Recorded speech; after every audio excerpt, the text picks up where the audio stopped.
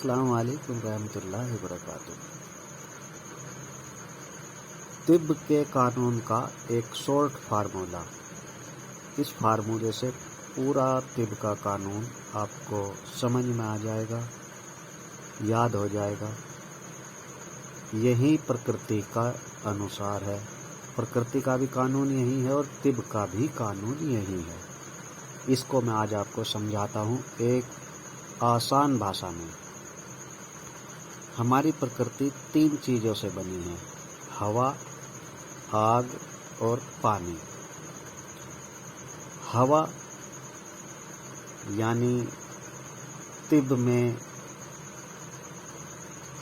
वात रोग कहते हैं, जिसका संबंध दिल से होता है। इसे आयुर्वेद में वात कहते हैं, हिकमत में उजलात कहते हैं। इसकी खुराक सोदा है। हवा यानी कि जब हवा चलती है, आंधी आती है, तो उससे 2 चीज़ पैदा होती है। जब हवा तेज चलेगी तो आंधी आएगी, अंधेरा हो जाएगा, जिसे स्याही कहते हैं, अंधेरा या स्याही। और जब हवा तेज चलेगी तो खुश्की भी पैदा होगी। जैसे बरसात के दिनों में हवा तेज चलती है और खेतों में खुश्की आ जाती है, पानी सूख जाता है तो खुश्की भी आ जाती है। तो दिल का यानी कि उजलात की 2 तहरीक हुई, एक स्याही, एक खुश्की। ओके। दूसरा है आग, जिससे हरारत पैदा होती है, जिगर। इससे हरारत भी पैदा होती है, जो हमारे दिल में, हमारे जिस्म में जिगर का स्थान रखता है। इसे आयुर्वेद में पित्त कहते हैं, हिकमत में गुदुद कहते हैं। इसकी खुराक सफरा है। यानी कि जब आग यानी कि सूरज, प्रकृति में सूरज भी है, जब सूरज निकलता है तो वह हमें गर्मी देता है और गर्मी के साथ साथ रोशनी भी देता है।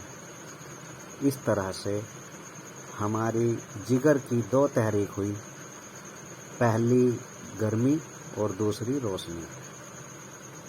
इसी तरह से तीसरा है पानी, जिसका स्थान हमारे जिस्म में दिमाग है। इसे आयुर्वेद में हम कफ कहते हैं, हिकमत में आसाब कहते हैं। इसकी खुराक बलगम है। पानी यानी कि प्रकृति के अनुसार जब बरसात होती है, बरसात होगी तो सर्दी भी आएगी, जाहिर सी बात है। और जब सर्दी आएगी तो मौसम में, वातावरण में तरी भी पैदा होगी। इस तरह से दिमाग की भी 2 तहरीक हुई, एक सर्दी और एक तरी। और इसकी खुराक क्या है? दिमाग की खुराक बलगम है।